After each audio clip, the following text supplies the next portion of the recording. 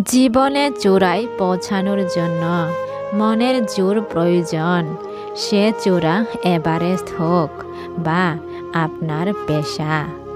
যার কথার চেয়ে কাজের পরিমাণ বেশি, সাফল্য তার কাছেই এসে ধরা দেয়। কারণ যে নদী যত গভীর, তার বয়ে যাওয়ার শব্দ তত কম। বন্ধুরা, সমস্যা শব্দটির পরিবর্তে সম্ভাবনা শব্দটি বেশি ব্যবহার করুন। দেখবেন জীবনে অনেক সমস্যা দূর হয়ে যাবে।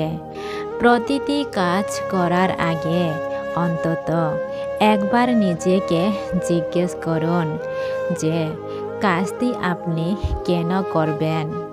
আর যদি উত্তরটা তুমি জানা থাকে, তাহলে নিজের কাজকে নিজে কখনোই অসম্মান করবে না। বন্ধুরা, বুদ্ধিমান ব্যক্তিরা সবসময় কথা বলার আগে কিংবা যে কোনো কাজ করার আগে চিন্তা করে, আর বোকারা চিন্তা করে কাজের পরে কিংবা যে কোনো কথা বলার পরে। তাই বন্ধু, জেগে ওঠো, সচেতন হও এবং লক্ষ্যে না পৌঁছা পর্যন্ত থেমো না। একটি কাজ না করার পেছনে হাজারটি অজুহাত দেখানো যায়, কিন্তু কাজটি করার জন্য একটি কারণই যথেষ্ট। নির্দিষ্ট লক্ষ্য, ক্রমাগত জ্ঞান সঞ্চয় করা, কঠোর পরিশ্রম ও হার না মানার মনোভাব। জীবনে এই চারটি জিনিসকে মেনে চললে যে কোনো কিছুকেই লাভ করা সম্ভব। বন্ধুরা, জীবনে কখনো খারাপ সময় বা বাধা এলে ভেঙে পড়বেন না।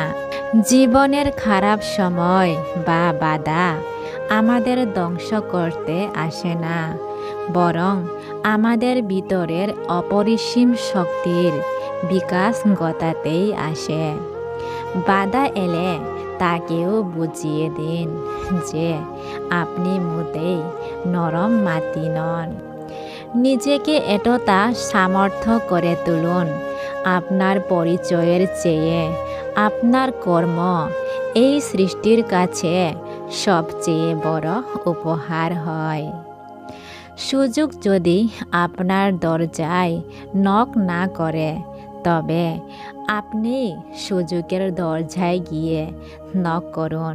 যতক্ষণ সফল না হয়, অন্তত ততক্ষণ আপনি নিজের সময় কোথায় বিনিয়োগ করছেন তার সর্বদা বিশেষ লক্ষ্য রাখা প্রয়োজন।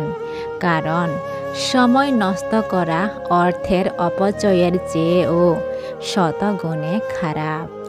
বন্ধুরা, জীবনে সফল হতে নিজের মূল্যবান সময় কোনো অলস ব্যক্তির সাথে অযথা ব্যয় করতে নেই। কারণ সফলতা ও অলসতা একে অপরের শত্রু। আপনার আজকের সঠিক সিদ্ধান্তই আগামীকাল ভাগ্যে রূপান্তরিত করতে পারে। তাই সিদ্ধান্ত বুদ্ধির সাথে নিন, আবেগ দিয়ে নয়। জীবনে কিছু কিছু প্রশ্ন থাকে যার উত্তর কখনো মিলে না। কিছু কিছু ভুল থাকে যা শুধরানো যায় না। আর কিছু কিছু কষ্ট থাকে যা কাউকে বলা যায় না। তাই বন্ধু, সুযোগ যদি তোমার দরজায় কড়া না নাড়ে, তবে নতুন একটি দরজা বানাও। তুমি যদি হাল ছেড়ে না দাও, তবে এখনো তোমার সুযোগ আছে। জীবনে হাল ছেড়ে দেওয়াটাই সবচেয়ে বড় ব্যর্থতা। বন্ধুরা, যে কোনো ঝামেলা ছাড়াই যে জেতে সে বিজেতা, আর যে শত ঝামেলা সামলে যেতে সে ইতিহাস রচয়িতা।